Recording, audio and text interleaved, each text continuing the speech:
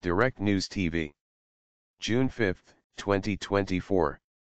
U.S. House seeks to sanction ICC for accusing Israel of Gaza war crimes. United States lawmakers have passed legislation that aims to sanction the International Criminal Court, ICC, due to its efforts to prosecute Israeli officials for war crimes in Gaza. The Republican-controlled House of Representatives voted 247 to 155 in favor of the Illegitimate Court Counteraction Act on Tuesday. The bill would bar U.S. entry and restrict any US-based property transactions for ICC officials involved with the request by prosecutors for arrest warrants for Israeli Prime Minister Benjamin Netanyahu and Defense Minister Yoav Gallant. The vote is viewed as largely symbolic, but it illustrates the unconditional support that persists among the majority of lawmakers in the main parties in the U.S. Reporting from Washington, D.C., Al Jazeera's Heidi Jo Castro said several procedural hoops remain before any sanctions could be enforced.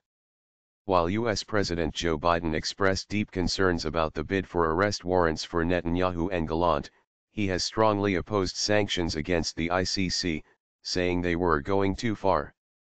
The proposal is unlikely to be passed by the Senate, which is narrowly controlled by the Democrats, said Jo Castro. It's unclear whether or not the majority leader there will even take up this measure and allow it to be voted upon, she said. The final hurdle would be the White House itself, she added, noting that Biden's opposition means that the threat of a veto looms. International bureaucrats. Last month, ICC prosecutor Karim Khan said he had reasonable grounds to believe that Netanyahu, Gallant, and three Hamas leaders, Yahya Sinwar, Ismail Haniyeh, and Mohammed Diaf, bear criminal responsibility for alleged war crimes and crimes against humanity. Netanyahu said the ICC prosecutor's decision was absurd and that the move was meant to target all of Israel. Neither Israel nor the U.S. are members of the ICC, whose 124 member states will ultimately decide whether to enforce any warrants issued by its judges. While the U.S. measures are not expected to become law, their approval in the House by almost every Republican and about a fifth of Democrats reflects continuing unconditional support for Israel despite the building international criticism over its 8-month war on Gaza.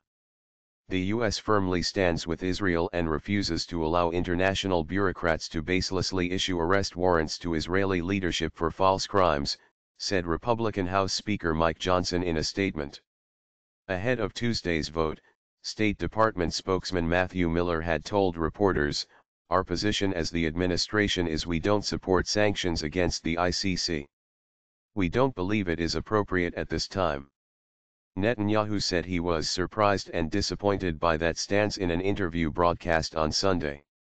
Biden announced on Friday that Israel was offering a new roadmap towards a permanent peace, starting with a 6-week complete ceasefire.